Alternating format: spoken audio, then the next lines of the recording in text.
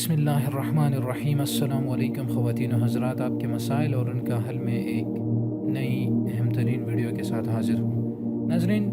اس video میں انشاءاللہ میں آپ کو وضو کی فضیلت کے بارے میں بتاؤں گا کہ وضو کی کیا فضیلت ہے اور اس کا جو آرڈر ہے وہ کس طرح فالو ہونا چاہیے۔ تو صحیح مسلم کی کتاب الطہارہ کی حدیث نمبر 244 کا مفہوم میں آپ کے سامنے پیش کروں گا، کہ جس میں رسول اللہ صلی اللہ علیہ وآلہ وسلم نے فرمایا، وضو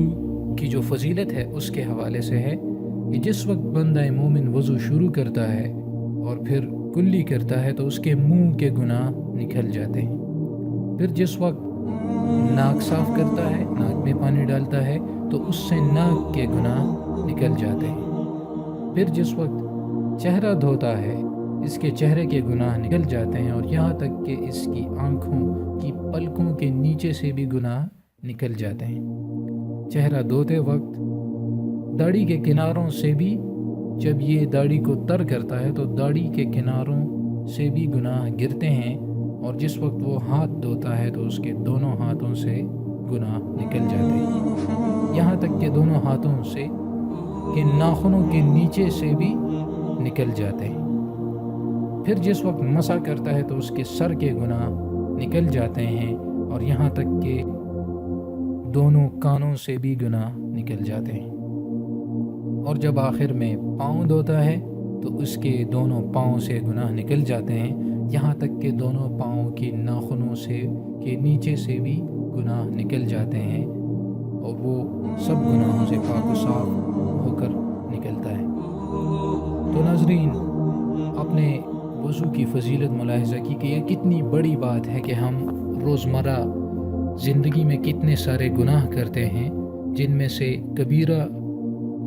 گناہ بھی ہوتے ہیں اور صغیرہ بھی ہوتے ہیں، تاہم وضو سے یہ جو صغیرہ گناہ ہیں یہ معاف ہوتے ہیں، اور یہ جسم کے تمام حصوں سے نکلتے ہیں، جس سے انسان کو شفا بھی عطا ہوتی ہے۔ صحیح طریقے سے خشوع و خضوع سے جو ہے وضو اور نماز یہ شفاء کاملہ کے لیے اکسیر ہیں۔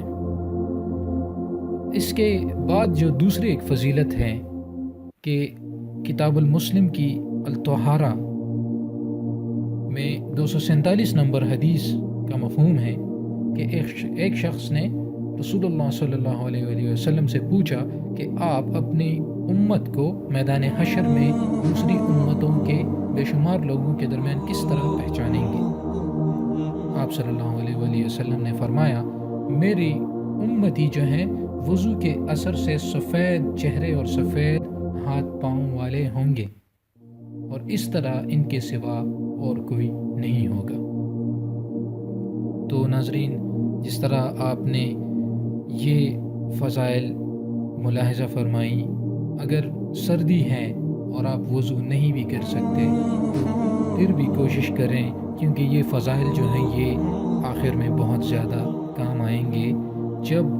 باقی جو ہے کوئی بھی شخص کسی دوسرے کو ایک نیکی بھی دینا گوارا نہیں کرے گا، اس ٹائم پر نفسی کے عالم میں یہ چیزیں جو ہے کارآمد ثابت ہوں گی۔ تو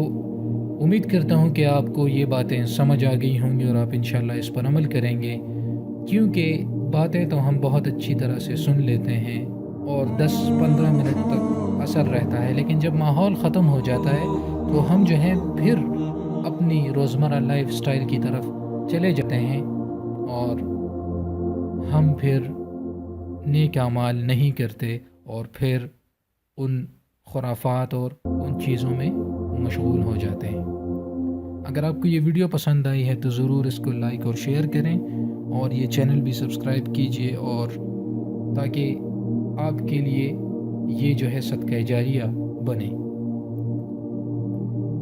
ناظرین، جس طرح دنیا کی کوئی بھی کام دنیا کا وہ بغیر محنت کے نہیں ہوتا، اور ہم پیسہ کمانے کے لیے دن رات جو ہے ایک چیز پر غور کرتے ہیں اور پھر محنت کرتے ہیں، تو آخرت کی زندگی کے لیے بھی جو ہے محنت کی ضرورت ہے، اور یہ دنیاوی زندگی تو محض ایک دھوکہ اور فریب ہے جو کہ ایک دن ختم ہو جانا ہے۔ آج آپ جوان ہیں، گناہ کر سکتے ہیں، آپ کو لذتیں میسر ہیں، لیکن کل کو بڑھاپے میں جو ہے آپ کو یہ چیزیں میسر نہیں ہوں گی اور پھر آپ مذہب کی طرف رجوع کریں گے، تو اس سے بہتر یہ ہے کہ آپ ابھی سے، اگر آپ جوان ہیں، آپ لڑکے ہیں، لڑکی ہیں، آپ جو ہے کسی ایج میں بھی ہیں، تو آپ ان چیزوں پر عمل کرنا شروع کریں، کیونکہ موت کا کچھ پتہ نہیں ہوتا، اور آج کل کے دور میں جنگوں کا سماں ہے، تو اس حوالے سے اسلام کے اصولوں کو اپنانا نہایت لازمی ہے۔ امید کرتا ہوں کہ آپ کو ان سب باتوں کی سمجھ آ گئی ہوگی اور آپ اس پر ضرور عمل کریں گے۔ مجھے بھی دعاؤں میں یاد رکھیے گا۔ اگر آپ کے کوئی سوالات ہوں تو وہ ضرور کمنٹ سیکشن میں لکھ دیجیے گا، انشاءاللہ اس کے جوابات دینے کی بھرپور کوشش کی جائے گی۔ اجازت چاہتا ہوں، اللہ نگہبان۔